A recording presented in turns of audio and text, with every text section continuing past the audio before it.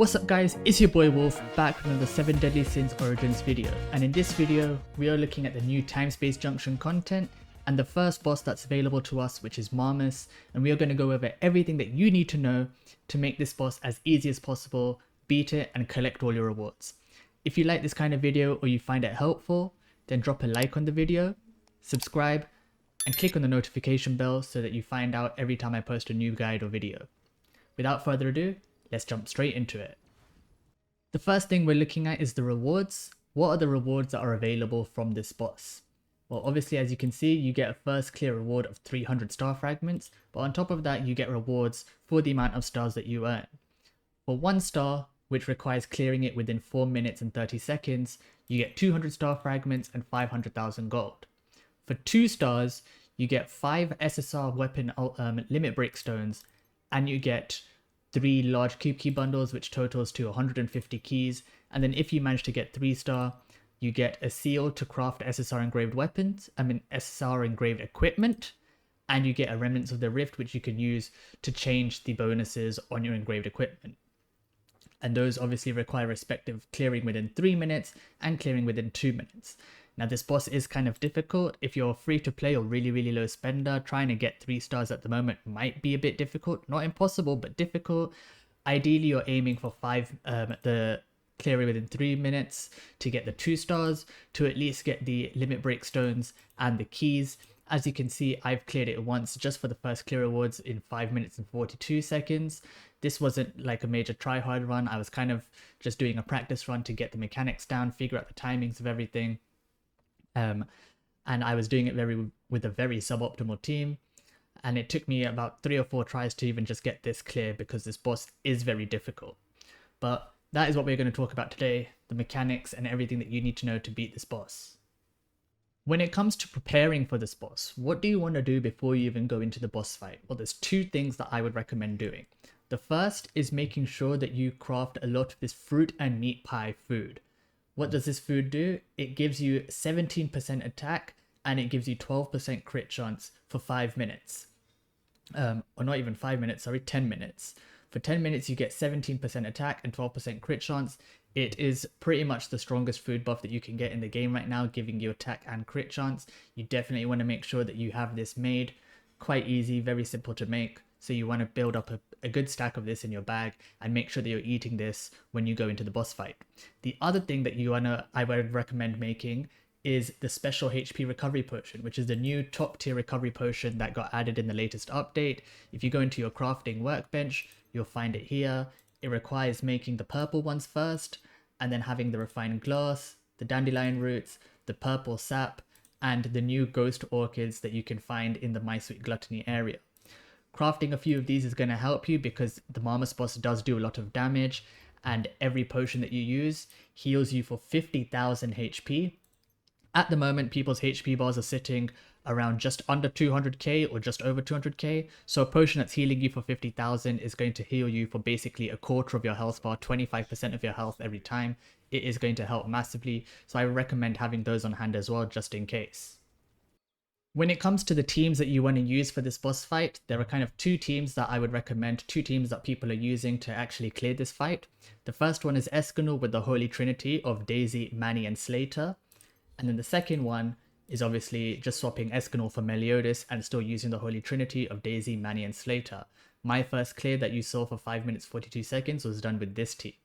Obviously it was done a bit suboptimally because I don't have the axe weapon that I want on Slater, so I'm just using a filler axe that isn't fully upgraded. But these are the 2 teams that you kind of want to be using. With regards to Daisy, I know that a lot of people maybe don't have her because you might have skipped her banner to save for Escanor. If that is the case, then replacements for Daisy are as follows. If you're using the Escanor team, then I would recommend swapping Daisy out either for Tristan or Gila to trigger Fire Burst and reduce fire resistance. It will help a lot. Considering that Escanor's damage does increase when you do damage against someone who has Fire Burst activated. You can throw in Tiore if you want the healing there. She's also a fire unit, so her damage won't be reduced. Or you can throw in King with his physical spec if you want the Marks of the Forest, which increases the damage taken by the boss, while he also provides some healing. Why King specifically? because as you can see here, recommended heroes, it does recommend King as one of the three, along with Escanor and Manny, so he will have increased stats in the fight if you use it. When it comes to the Meliodas team and you don't have Daisy, then the options that I would recommend for the last slot, again, are mainly Tristan, Tiore, or King. Mainly because King is a recommended, he can provide you with defensive buffs and offensive debuffs, but also Tiore can provide you with healing, Tristan can provide you with burst. If you want to use Gila instead of Tristan as well, that would work as well. They would provide burst options that aren't reduced. Now, why specifically am I talking about fire units? Because you'll see that the recommended element is fire and darkness. If you try and use someone like Diane or Jericho or Drake to trigger burst, you'll find that they do it a lot slower. They find it much harder to trigger burst, because in these fights, if you don't use the recommended elements, if you use a different element, you'll find that they are heavily disadvantaged. They trigger the burst bar much slower, so you'll find it much more difficult. So if you do want to bring in a burst unit because you don't have Daisy, then you want to be looking mainly at the fire units or King in his physical spec. The first part of the boss mechanics is his standard attack, which is where he sends out these orbs. So this is kind of his basic attack. He'll hop around, he'll hit one of his maracas, one of his shakers on the ground, and he'll send out these orbs towards you. You want to make sure that you're dodging this. It does do a little bit of damage, and if you get hit, they give you a permanent move speed reduction debuff that reduces your movement by 10%, and it stacks. If you let this stack up, it's going to get really hard to dodge some of his later hits and other mechanics. The second part of his mechanics is the Unblockable. When Marmas glows red, he's going to do an unblockable attack where he shakes his shakers twice in the air in front of his head, and then he does a few hits followed by a big slam.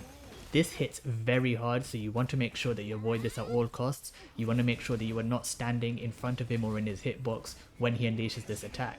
But it is also a good time to try and get some hits in from behind when he starts doing this. When Marmas runs to the center, he's going to shake his shakers on either side of his head, alternating sides once each, and then he's going to do an attack where he teleports to where you are and does damage in a radius around him. He does this 3 times, but on the third one, if you switch out to a different unit and hit him with a tag skill, it will cancel the attack and stun him instead. If you fail to get the switch out tag skill and you fail to stun him, then he will repeat this attack over and over again until you either die or you manage to get the stun off. The first tip for this mechanic is to learn and practice the timing of this. Once you get the hang of it, it's not too difficult to get the switch. Ideally, you want to be switching out as soon as the second radius attack goes off. The moment the second one goes off and he's disappearing, readying for the third teleport, you want to switch in so that as he lands on you, your tag skill lands on him as well. The second tip is to try and fight Marmas around the outer ring of the arena. You do not want to be fighting him in the center.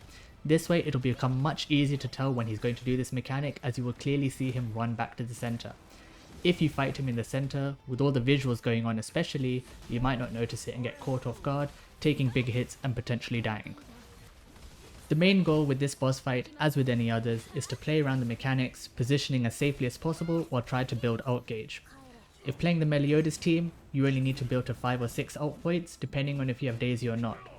So you can trigger a combined ult with either Daisy Melee or Daisy Manny, so you can either trigger a Darkness Burst directly, or a Lightning Burst that you can convert to Darkness when switching melee in. If playing the Escanor team, you want to build ult gauge to max, then find the timing to switch Escanor in, build up your Sunspark stacks to get flare before unleashing a maxed ultimate without using the combined attack, as the combined attack does reduce the ultimate damage. If playing Escanor team with Gila, you ideally want to make sure that you trigger the Fire Burst before ulting with Escanor to maximize your damage. So there you have it guys, that is the Marmas boss fight, that is all the mechanics, that's everything that you guys need to know to try and make this fight as easy as possible. Like I said at the start, if you are free to play or very low spender, if you don't have min-maxed units or you don't have multiple dupes and all these characters, then it might be a bit more difficult to try and get the 3-star clear time. I managed to get 1 star now, as you saw while recording this video for the mechanics. But it is not an easy fight by all means. This is endgame content, so it is meant to be the hardest content in the game. So you shouldn't expect to just come in with the teams you've been using for dungeons or boss challenges and just nuke this boss.